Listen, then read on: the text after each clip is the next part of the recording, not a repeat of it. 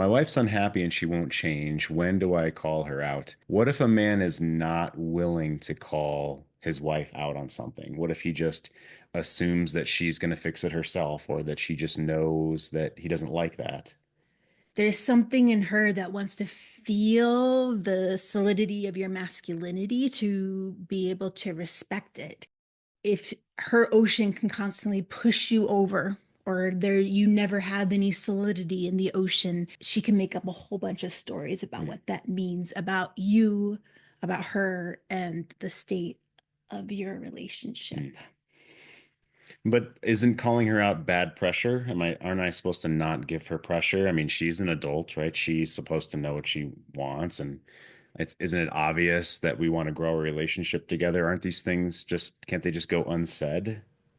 Yeah. I think in the early days of relationship, maybe that's the kind of fantasy that we get together with someone and it's words unspoken. It's just going to be natural and unfold. In the end, though, if it's just assuming that she knows or assuming she can just pull herself up by her bootstraps, again, a woman ends up feeling very alone, doesn't feel your presence there. And I happen to believe a spiritual why of relationships is because we do rub up against each other, we push up against each other for the greater good, for the greater vision, for her health and vitality, and for you as well. Yeah, so you were speaking about bigger values there. We're going to get into that today. So, what does a woman feel when she is actually challenged by her man, when she is called forth to something higher, assuming that she wants anything to do with the relationship right now, right? If she feels like she wants nothing at all to do with the relationship, maybe that's a different story, which we can talk about today. But if she wants him to care, what is it about him stepping up, calling her forward? Yeah, and you did mention the idea of pressure, and there's such a spectrum. I think there's calibration to the kind of pressure you might put on your wife, considering your situation, what you know about her. But when she feels that in you, regardless of in the moment, maybe it makes her mad. Maybe she shuts down. Uh, Maybe she turns into the little girl who's always afraid to get, authority figures angry. Or maybe she lashes back out. But what she does feel is that there is a ship leading forward in the ocean and something for her to respect, honor, cling to, or even push against. In some ways, that the feminine grows the most is when she feels something that's pushing and kind of puts a hand solidly on it and it's like, no, but I'm going this way. And she still could come up with the end result that's the best and the greatest and most wonderful for the two of you. Yeah, thanks for getting us started. I'm sure you guys have questions already. I want to show you a graphic. I created this yesterday actually for one of my one-on-one clients. Well, first of all, here, Cynthia and I believe in loving and being loved as an art. There's a science to relationships and also an art, and that's what we talk about when we teach level three deep conscious intimacy, as we talk about. So today, she's unhappy and won't change. When do I call her out? I created this graphic yesterday for a one-on-one client, and I recreated it here for us today to get an idea. So let's say that you and she are both single. You have no responsibilities. You have total freedom, this big blue oval, and you see the little label there, total freedom. You're not in a relationship. You can do whatever you want, basically. Okay. Then there's being within a relationship, and there are expectations in the relationship. There are opportunity costs for being in a relationship. Well, why? Why do we want to give up total freedom, say, to be in a relationship? Well, there's benefits to a relationship. Every man here talks about, and I believe, of depth together, growth together, trust building, building a life together, family, of course. And those things you can't just have by yourself necessarily. You can't also have total freedom, in my opinion, because why? So, Cynthia, uh, if one person believes that they should just be able to fuck anybody that they want while in the relationship, why might that not jive with the other person's belief? Why not that might jive? Like do you believe the person gives up? What does the couple give up if they can just have intimacy with anyone, for instance? Yeah, I do happen to believe that there's the fallacy of total freedom, and somehow that's what true love is, or unconditional love. Because if we're talking about masculine and feminine dynamics, if we're talking about the spiritual why of relationship that serves a purpose, there's a growth through it. Uh, there needs to be a container that holds it securely. Uh, and I can even say that without a container, even though the feminine might be like, I'm totally free over here, there's no pressure, there's no expectations, I can do whatever I want, she doesn't actually get to blossom into her truest sense of self, of this freedom of her heart, the freedom that comes within, the openness that comes within, without something holding her. And when we talk about like committed relationship, what's holding her? Oh, it's the values of the relationship. It's your masculine energy. It's the solidity of what this relationship stands for. And it's even this idea that it continues to grow and move forward. Yeah, these are things that can't be done just single, doing whatever you want. And so the third piece of this graphic I created for the man is this triangle in the center that's labeled anxious and needy.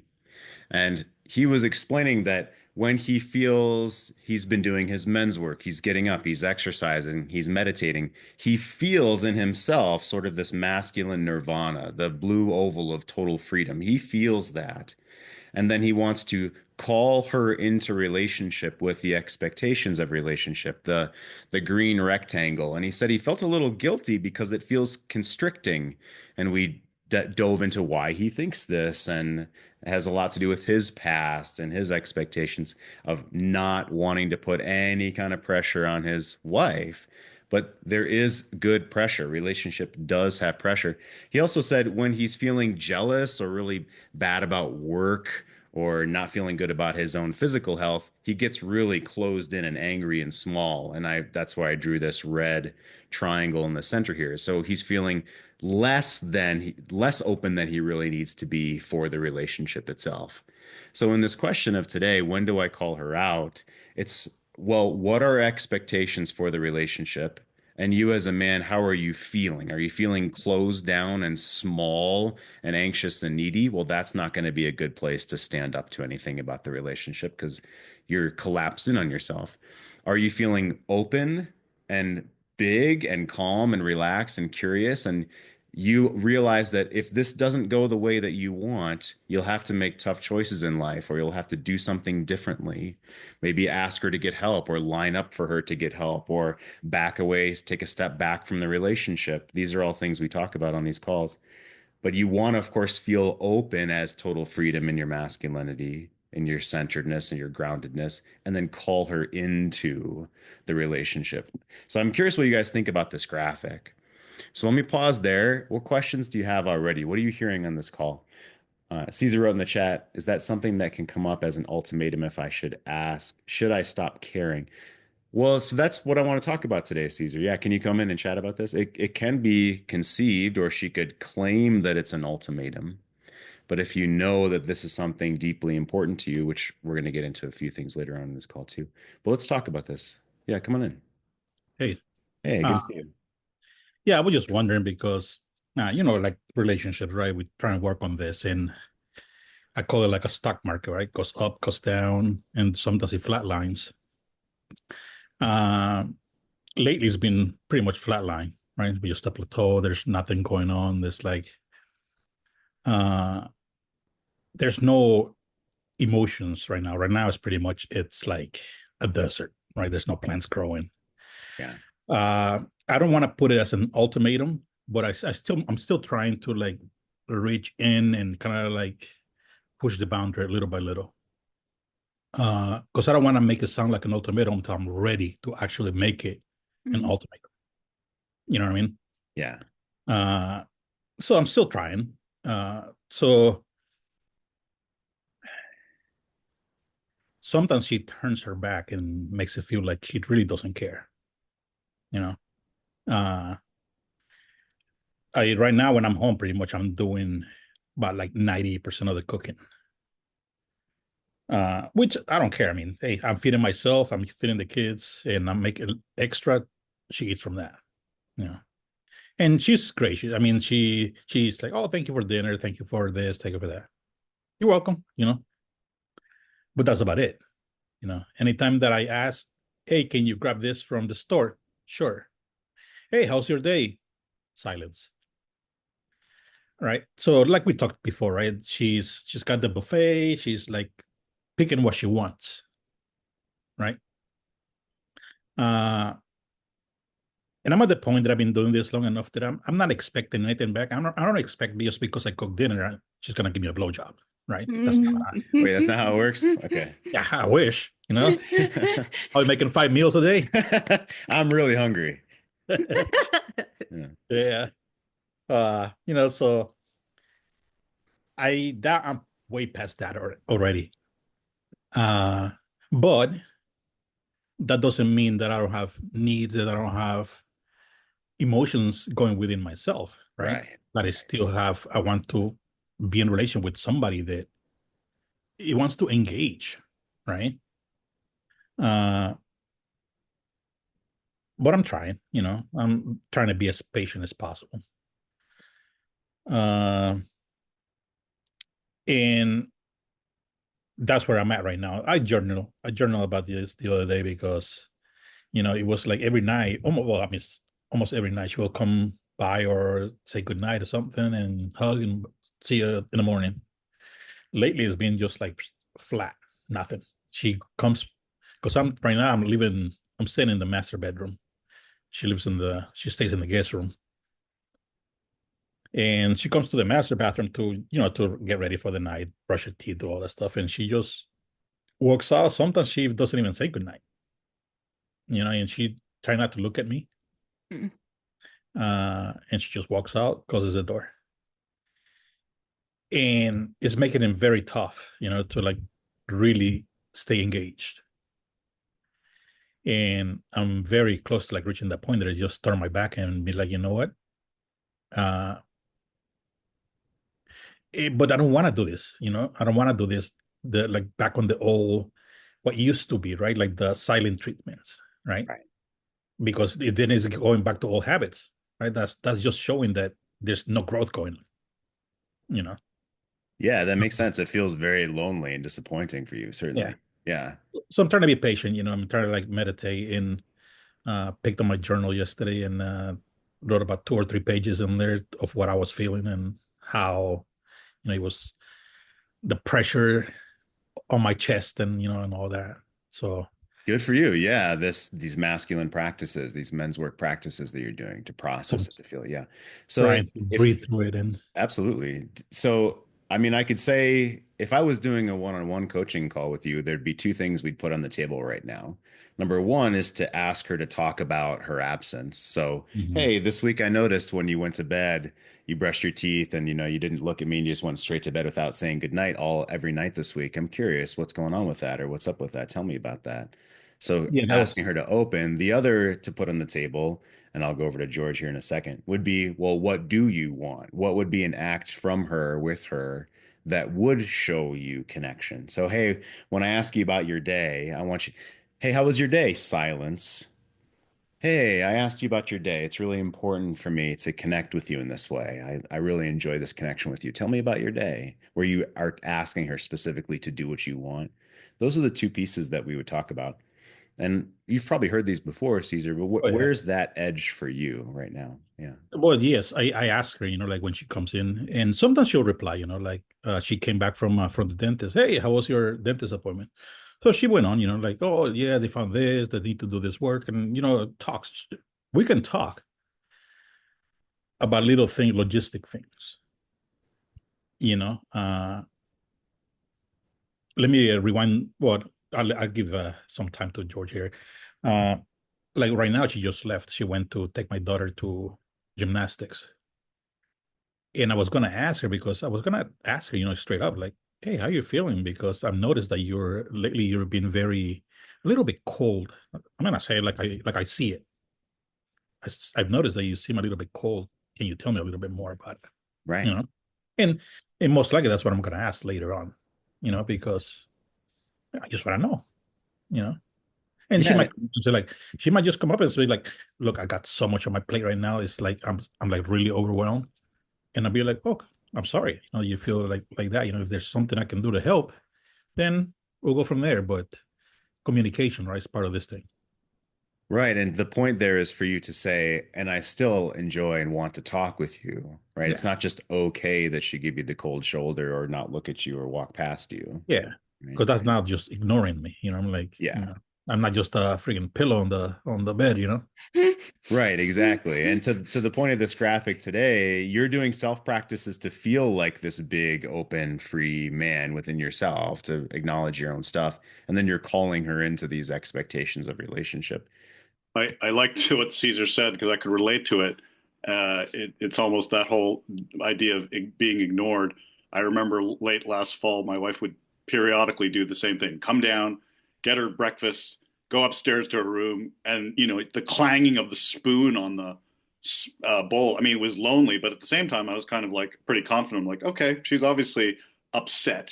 She wants something. I'm in control here because who's acting like she's having a tantrum?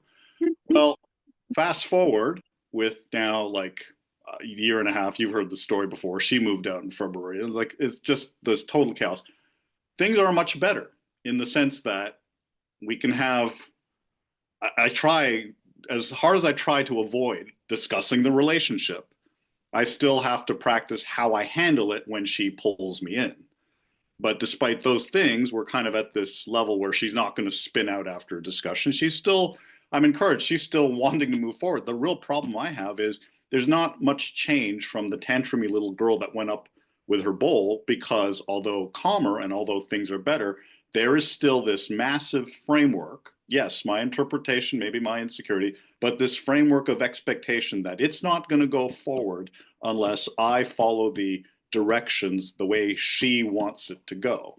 And the title of today's talk is, calling her out on it. How do you artfully do that? So, for example, what I've noticed in the last couple of weeks, the source of her anxiety about an upcoming trip to visit her parents wasn't really about accommodating me, making me aware that it's going to be noisy with my in-laws, kids, and all this. It's really about what came out was, well, the thing that I anchor to is that one time when my parents came to visit us and you were in a foul mood and you went down to the basement. Of course, ignoring that, you know, so these anchoring moments that are a framework for her to say then to me, well, this isn't going to get better until you do what I say to make me feel better so we can advance in relationship so then I can erase these terrible memories.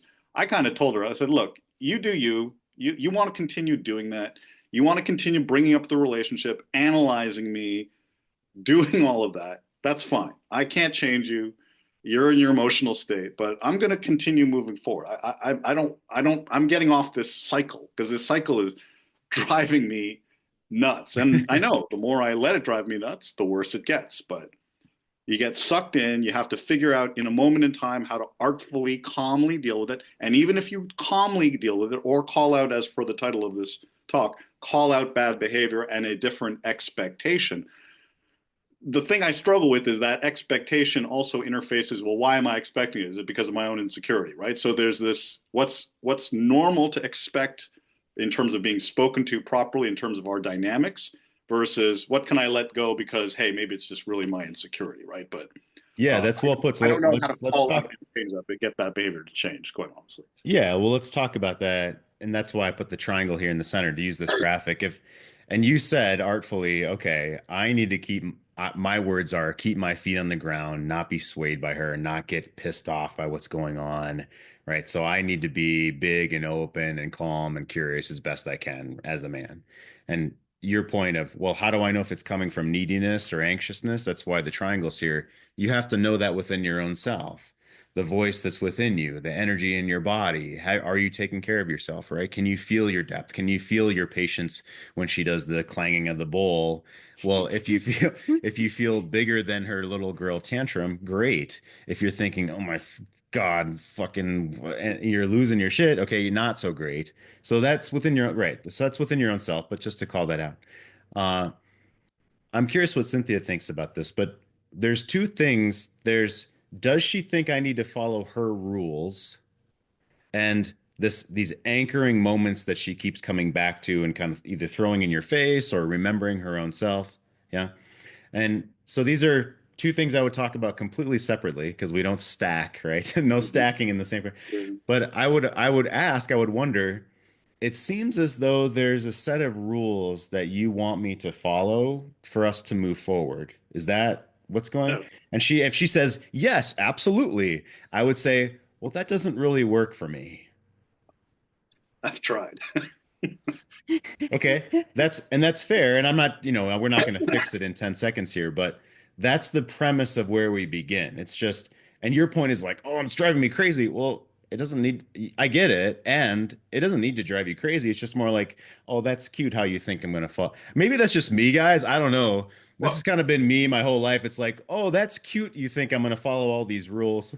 Like, I'm probably not. So let's go from there. Like, that's usually, right. I mean, sometimes so it as gets me in trouble, yeah, but no. yeah. So as I said, I got to the point where I said, okay, that's what you want to do. You want to keep anchoring, you do that. I can't. I don't want to waste my time with this anymore. So I'm, and we move forward. We've actually like she's good at wiping the slate clean and starting over. Although in the back of my head, I know that it's going to get to a point where I'm not getting that framework is still there, even though it's quite pleasant between us.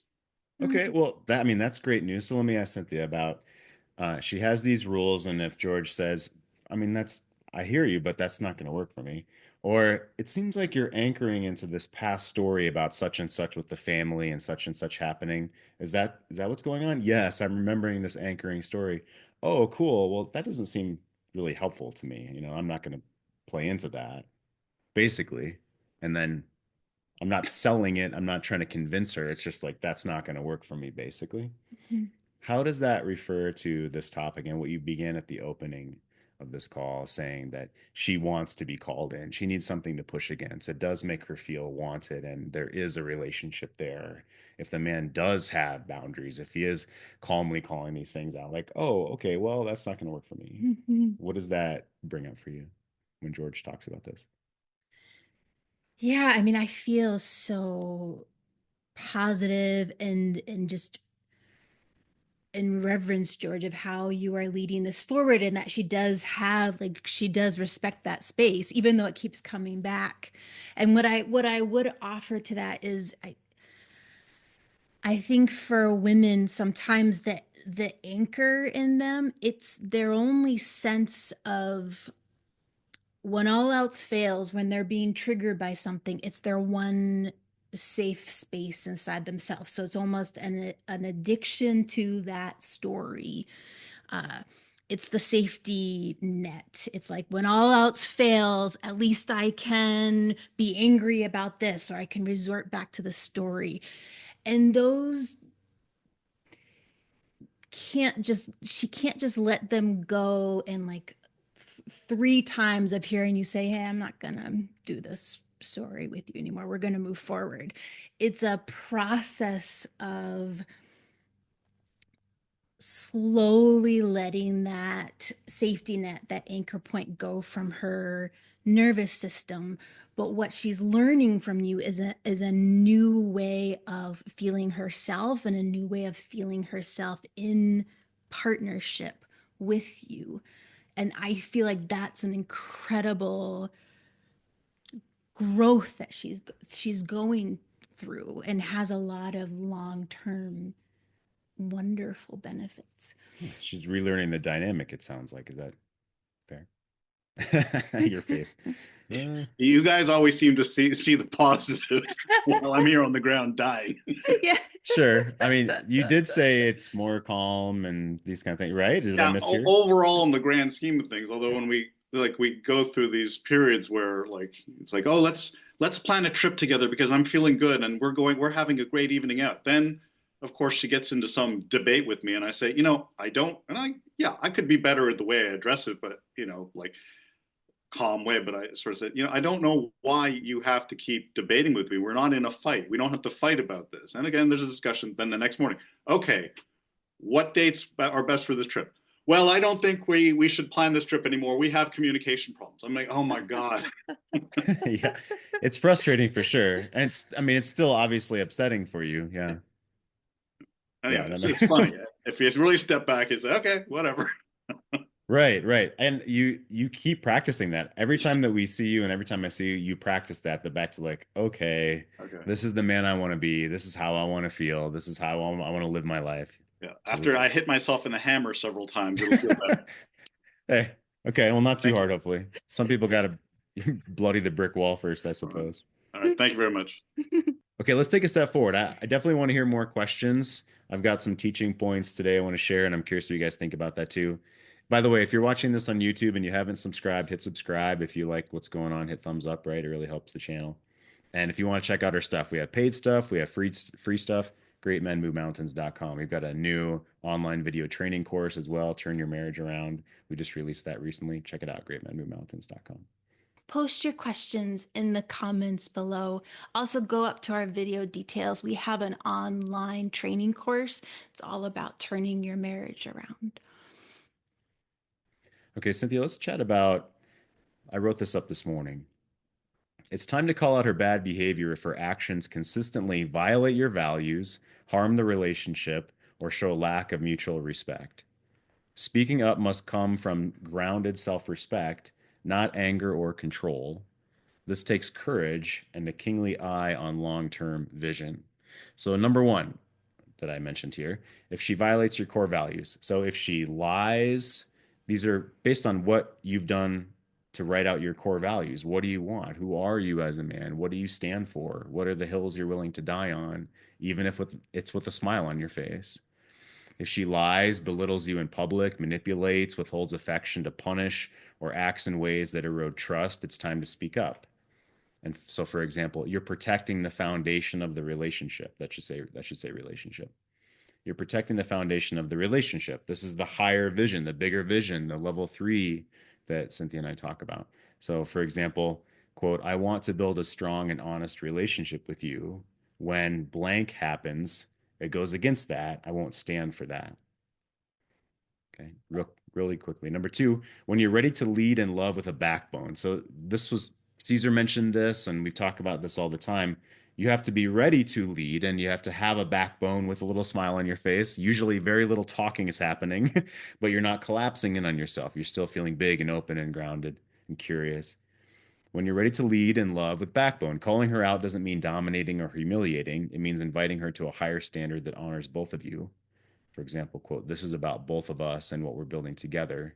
I'm here to be real. And number three, willing to back it up with boundaries. Words mean little without action. If you set a boundary but don't follow through, she learns not to take you seriously. You must be willing to make changes if she doesn't. And this is a really hard question to ask yourself. Well, what does that mean? What are the consequences to violating a boundary? What will I do differently? For example, if this continues, I'll need to do something differently. I respect myself enough to protect what matters most to me. So, does it violate your core values? Lead in love with a backbone, and are you willing to back it up with boundaries? So, Cynthia, wow, that sounds like an ultimatum. If this continues, dot, dot, dot, I'll need to do something differently. Are you threatening me? So, what if she says that, Cynthia? If I say, hey, if this keeps going on, if you keep drinking every single night, then I'll need to do something different because that's not okay with me. I respect myself enough to protect what matters most in this relationship and what matters to me. Mm-hmm. That sounds like an ultimatum. So talk with us in this moment about pressure. When she comes up against, hey, this is not okay. No, this is not good for the health of us. No, I'm not going to do this with you. There's going to be the rebellion. There's going to be the angry. There's going to be the emotional upset. But like this teenager part of her, it's not we're just going to abandon her on the hill. It's here are the steps to growing together.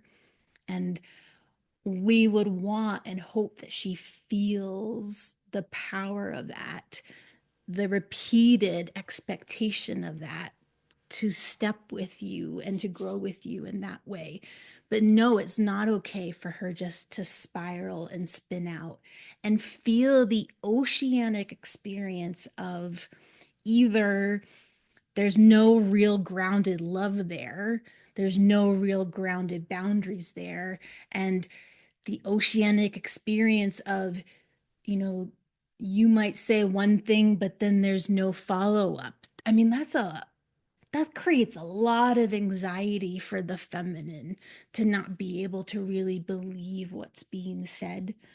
Uh, and regardless, again, there's going to be a lot of emotional upset, and that's okay. That's how the feminine grows and changes, through feeling intensely things, and then getting to the other side of them. I think the wisdom and the gift here men like you provide is you understand that yes, there's degrees to which there's an emergency situation for sure, but you also understand that change requires time and steadiness and consistency. And she may have never experienced that in her life, never experienced masculine presence like that. And so she's kind of wild and whirly and is actually craving something that roots and grounds and pulls through the chaos. I have a question to Cynthia. You Yeah, were Aaron, go for it. you were sharing right now, like the way I understood it was that you were sharing like women go through the world with emotions, right? And it sounded like they were this crazy emotional roller coaster. Um, and to me, I mean, the concept I've learned through this exercise and everything, that concept, right? And the question they have is, how real is that? What's the percentage, let's say, of an emotional world versus a rational world?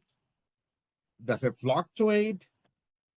How is that happening in a woman's mind, in a woman's world? Mm.